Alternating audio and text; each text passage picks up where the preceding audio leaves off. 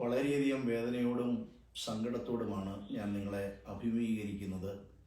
വയനാട് ജില്ല ഒരു ദുരന്ത ഭൂമിയായി മാറിയിരിക്കുന്നു. ചൂരൽമല, അട്ടമല, മുണ്ടക്കൈ എന്നീ മേപ്പാടിക്കടുത്തുള്ള പ്രദേശം മുഴുവൻ വലിയ ഉരുൾപൊട്ടലുണ്ടായി നൂറുകണക്കിന് ആളുകൾ ഒഴുകിപ്പോയിരിക്കുന്നു. ലഭ്യമാകുന്ന മൃതശരീരം നദിയിൽ നിന്നും മണ്ണിൻ്റെ ഇടയിൽ പൂന്തിക്കിടക്കുന്നവരെയും എടുക്കുവാൻ സന്നദ്ധ പ്രവർത്തകരും പട്ടാളവും പോലീസും അതിന് ചുമതലപ്പെട്ട ഗവൺമെൻറ്റിൻ്റെ ഉദ്യോഗസ്ഥരും എല്ലാവരും അഹോരാത്രം പരിശ്രമിക്കുമ്പോൾ പോലും ഈ ദുരന്തത്തിൻ്റെ യഥാർത്ഥ ചിത്രം നമുക്ക് വ്യക്തമല്ല. ഈ ഭദ്രാസനത്തിൻ്റെ മെത്രാപ്പോലിത്ത എന്ന നിലയിൽ പരിശുദ്ധ ബാബാതിരുമനസിൻ്റെ നിർദ്ദേശമനുസരിച്ച് ഞാനും ഭദ്രാസന സെക്രട്ടറി അച്ഛനും മറ്റ് വൈദികരും ജനങ്ങളും ആ ദുരന്ത ഭൂമിയിലേക്ക് നേരിട്ട് പോയി.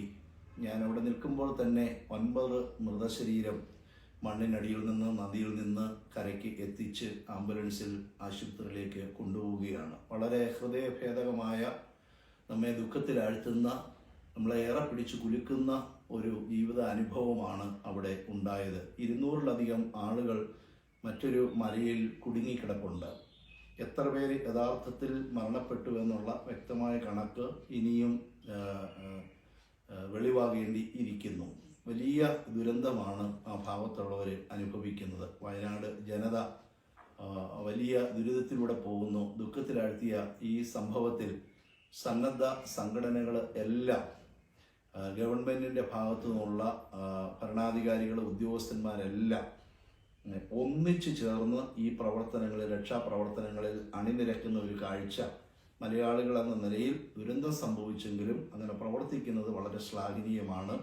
പലതരത്തിലുള്ള ആശ്വാസം അവിടെ നൽകേണ്ടിയിരിക്കുന്നു. ഭദ്രാസനത്തിലെ മുഴുവൻ പ്രവർത്തകരും ഏതു തരത്തിലുള്ള സഹായങ്ങൾ നൽകണം. യുവജന പ്രസ്ഥാന അംഗങ്ങൾ ബ്ലഡ് ബാങ്കിൽ ബന്ധപ്പെട്ട് പല ഹോസ്പിറ്റലുകളിലും ചികിത്സയിലായിരിക്കുന്നവർക്ക് രക്തദാനം നൽകിയിട്ടുണ്ട്.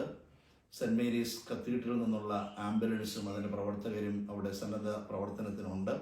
ഭദ്രാസന അടിസ്ഥാനത്തിൽ തന്നെ ഇന്ന് അവിടെ പ്രവർത്തിക്കുന്നവർക്കുള്ള ഭക്ഷണവും മറ്റ് പരിചരണങ്ങളും നൽകുവാൻ തക്കവണ്ണം ഞാൻ ഉൾപ്പെടെയുള്ളവർ അവിടെ പോയി.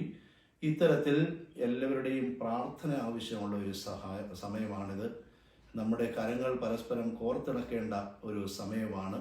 ഗവൺമെൻറ്റിൻ്റെ ഭാഗത്തു നിന്നുള്ള നിർദ്ദേശമനുസരിച്ച്, ഉദ്യോഗസ്ഥരുടെ നിർദ്ദേശമനുസരിച്ച് ഈ ദുരന്ത മുഖത്ത് ആവശ്യമായ തരത്തിലുള്ള എല്ലാ ക്രമീകരണങ്ങളും, എല്ലാ സഹകരണങ്ങളും നൽകുവാൻ നാം ഒരൊറ്റ ജനത എന്ന നിലയിൽ വളരെ ആവശ്യമാണ്. അത്തരത്തിൽ എല്ലാവരും ഈ പ്രത്യേക ദുരന്ത സാഹചര്യത്തിൻ്റെ പ്രാധാന്യം മനസ്സിലായി പ്രവർത്തിക്കണമെന്നാണ് ഓർമ്മിപ്പിക്കാനുള്ളത്. ഇതുപോലെയുള്ള സംഭവങ്ങൾ ഭാവിയിൽ ഉണ്ടാകാതെ ഇരിക്കുകയോ ഉണ്ടായാൽ തന്നെ ആളുകളെ അത്രമാത്രം അത് ബാധിക്കാതിരിക്കുവാൻ മുൻകരുതലുകളും വേണ്ട മാർഗനിർദ്ദേശങ്ങളും ഗവൺമെൻറ്റിൻ്റെ ഭാഗത്തു നിന്ന് ഇനി ഭാവിയിൽ ഉണ്ടാകുമെന്ന് പ്രതീക്ഷിക്കുന്നു. ഏതായാലും മലയാളക്കരയെ മുഴുവൻ ദുഃഖത്തിലാഴ്ത്തിയ, പ്രത്യേകിച്ച് വയനാട് ജില്ലയെ ദുഃഖത്തിൻ്റെ അഗാധതത്തിലേക്ക് വിട്ട ഒരു വലിയ ദുരന്തമാണ്.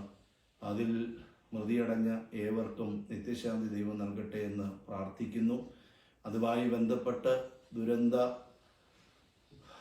മുഖത്ത് ആയിരിക്കുന്ന അവരുടെ പ്രിയപ്പെട്ടവരെ ആശ്വസിപ്പിക്കട്ടെ. അവർക്ക് എല്ലാവിധമായ സഹായവും സഹകരണവും സഭാതലത്തിൽ ഉചിതമായ സ്ഥലത്ത് ചെയ്യുവാൻ പരിശുദ്ധ സഭ സന്നദ്ധമാണെന്നുകൂടെ ഓർമ്മിപ്പിക്കുവാൻ ഞാൻ ഈ അവസരം വിനിയോഗിക്കുന്നു.